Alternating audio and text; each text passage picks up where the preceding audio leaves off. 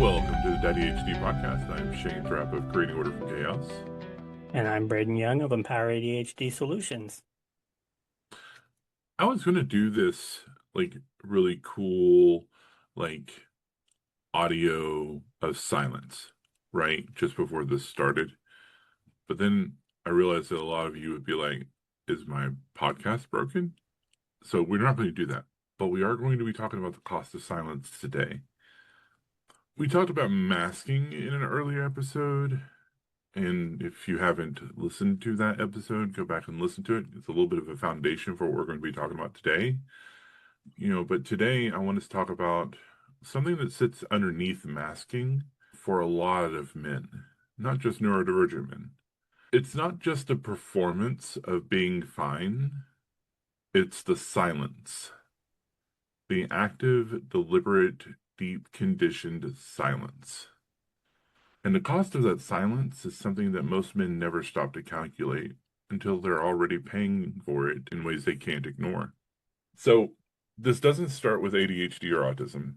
It starts way earlier. Men are taught from the time that they're small that needing help is a vulnerability, that struggling means failing, that the right move when something is hard is to push through it quietly, figure it out alone, and not let anyone see you going under. Because we're supposed to be the providers. We're supposed to be the fixers. We're supposed to handle the problems. Whatever you're feeling right now, stuff it down because nobody wants to hear it. Then we layer neurodivergence on top of this. You've already got a brain that's working significantly harder than most people around you just to function at baseline. Executive dysfunction, sensory overwhelm, emotional dysregulation, rejection sensitivity. And honestly, the only script that we've ever been handed is to silence and endure it. So, this is where masking comes from. You perform competence, you white knuckle it. And the longer you do it, the more invisible the cost becomes because you've gotten good at absorbing it. And for a lot of neurodivergent men, that silence is also tied directly to not having the language for what's wrong. So story time. This last weekend, my wife and I went out of town for a date night, and our son Landon stayed with grandma for the weekend. And she took him to a flea market that was really busy, really a ton of people, very overwhelming. And at one point, he actually turned to Grandma and said, Grandma, I'm feeling really overwhelmed right now. Can we leave? And it really surprised her because she had never heard a kid like that be able to actually vocalize that they're feeling overwhelmed in a situation like that. And hearing that story made me realize how I had never had that language growing up. And so often I would go places where there were a ton of people and I'd get overwhelmed and I didn't have a way to explain what was going on for me. And so I had to really reflect on how having that language would have made a huge difference in my life and how important it is to have language like that. And, if you don't have a diagnosis, and statistically, there are huge numbers of men with ADHD and autism that don't get diagnosed until their late 30s or 40, if ever. You just know something is harder for you than it seems for everyone else. And we don't really have a way to talk about that. And when there's no name for what's going on, the only story available is that we're lazy or broken or we're not trying hard enough. And so we just learn not to ask for help because asking for help would mean admitting that we can't handle something that everyone else seems to handle just fine. But that's a trap.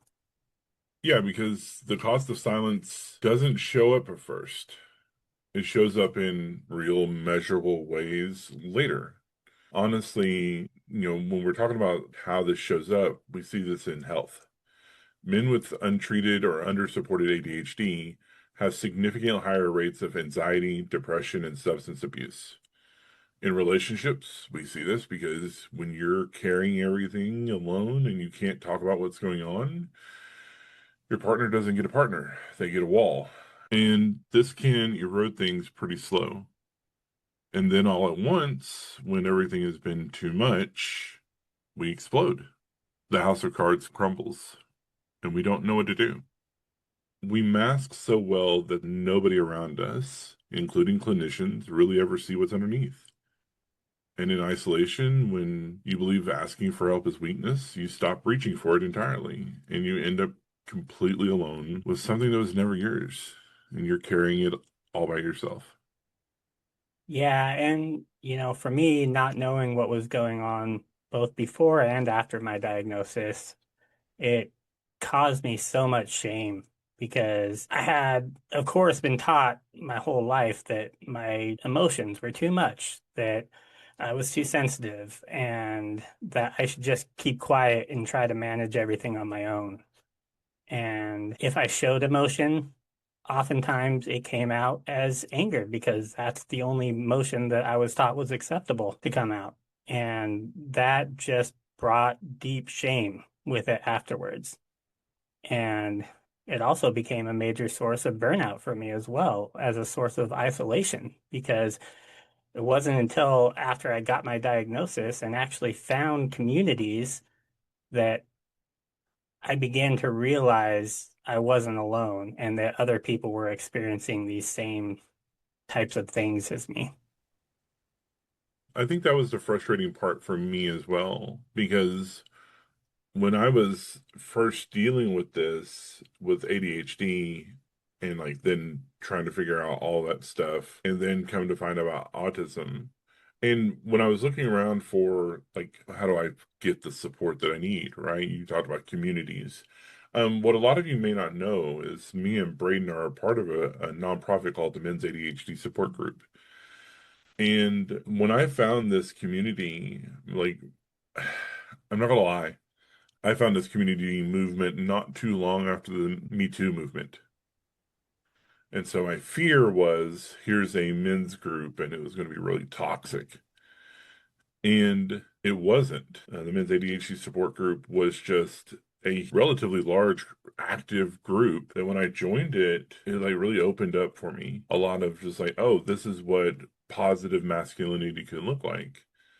And that community is one of the interventions that are out there for men who are neurodivergent, and they've been taught to be silent about the struggles that they have, sometimes for decades.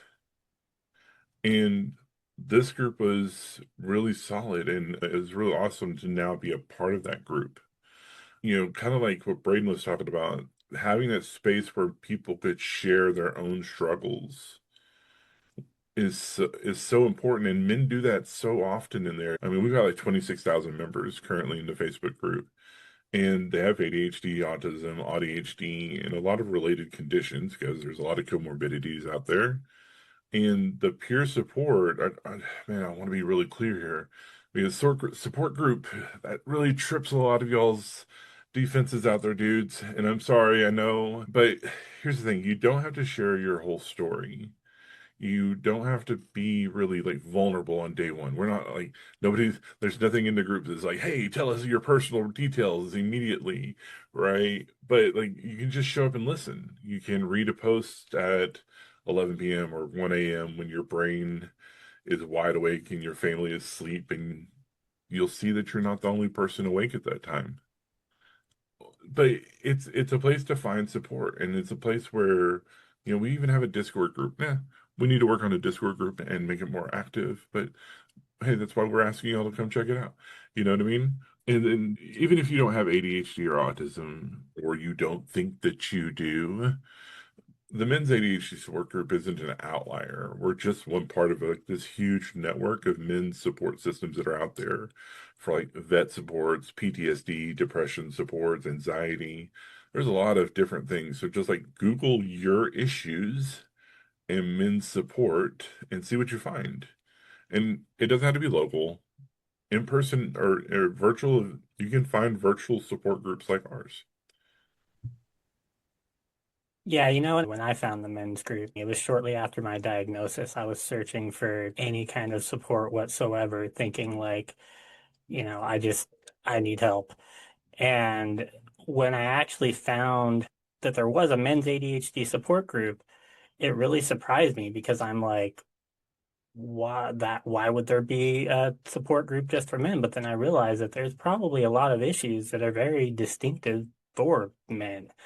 And like you, I thought when I went into it that I was just going to see a bunch of, toxic masculinity and a bunch of alpha male shit that, people woman hating and whatnot. But what I was really pleasantly surprised by was the acceptance of everything, including guys like me who were just overly sensitive, overly emotional. And in fact, I actually was seeing one of Mark, the president of the organization, one of his posts about highly sensitive people that really made me realize that I wasn't alone.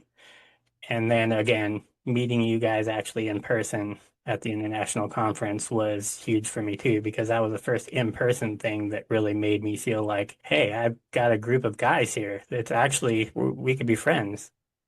And by the way, everyone, I'm going to just throw this out there. Me and Braden will be speaking at the International Conference on ADHD this year as well. We'll give you all some more details about that later on. So, yeah, baby. Yep. Um, but as I think about some of the things that I see regularly come up, like in the group, both in the comments of the Facebook group as well as the facilitated meetings that we hold, both in person and online, um, is that many of the men that come to these groups actually start to realize that they've never really felt seen. And being a part of a group like that, this is the first time that they've actually felt seen and like they weren't alone. And I've heard that so many times, and it makes them really, I think, find camaraderie and people that actually get it. And, there's also the fairly regular posts of like anger management or hyper and hyposexuality that come up related to ADHD and autism, but those are subjects for a whole episode all of itself, so we won't get into that. So, if there's one thing that we want you to take away from this episode, it's that you're not alone in this. Even if you don't have the language to talk about it, there's still places that you can go to talk about something that just feels off. So be sure to check out the Men's ADHD support group at mensadhdsupportgroup.org or just search for men's support in your area on Google. You aren't alone, and there are other men out there who share many of the same struggles as you. And who knows, your story might just help someone else out there to not feel so alone as well. So if this episode resonated with you, be sure to share it with someone who you think it will help. And make sure to like, subscribe, comment, click all the things, and we'll see you next time.